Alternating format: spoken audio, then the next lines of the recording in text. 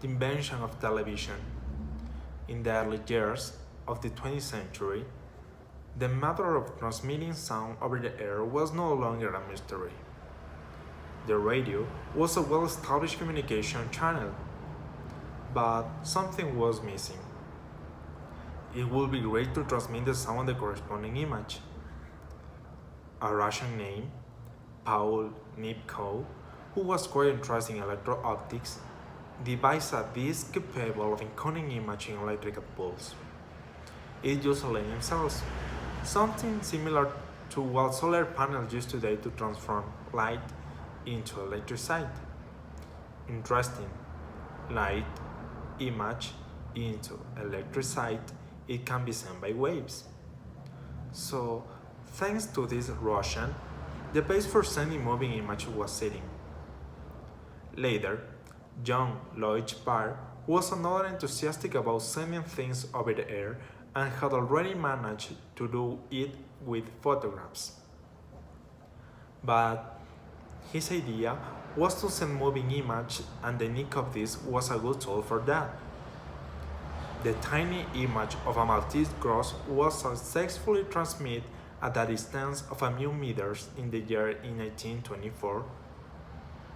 On October 2nd, in 1925, William Titon, an officer's assistant, was the first person to be seen on television. At first, no image was visible because he had moved frightened by the head of the primitive camera. In 1828, an engineer named Baird began a regular broadcast and even experimented with color.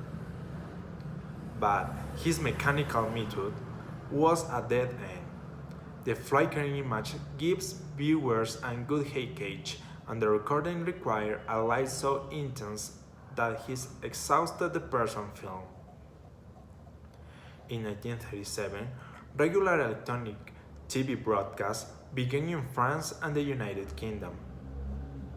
This led to a rapid development of the television industry and a rapid increase in viewers, although television were small screen and very expensive. In 1944, the Scottish John Lloyd Barr returned to the fore with his brand new color television. Fully functional and, of course, electronic. On black and white television, images were scanned and light and dark were converted into electricity to be sent by waves. At least, that's the general idea. But the goal was more complex. The solution needed to color code. It was done quite simple.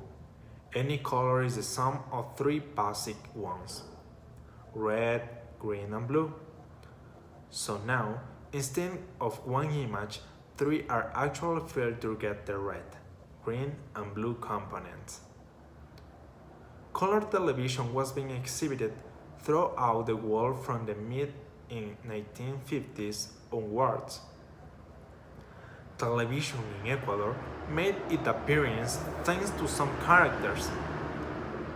On the one hand, Linda Zambrano and Michael Rosenbaum, from Manabí and Germany respectively. Those who traveled through Europe in 1958 and when they returned Ecuador in 1959 brought television crews. The television crews brought by the spouse were exhibited in Quito and Guayaquil. Later, they managed to find support for the installation of a television channel in Guayaquil, this being the first closed circuit, on September 29 in 1959.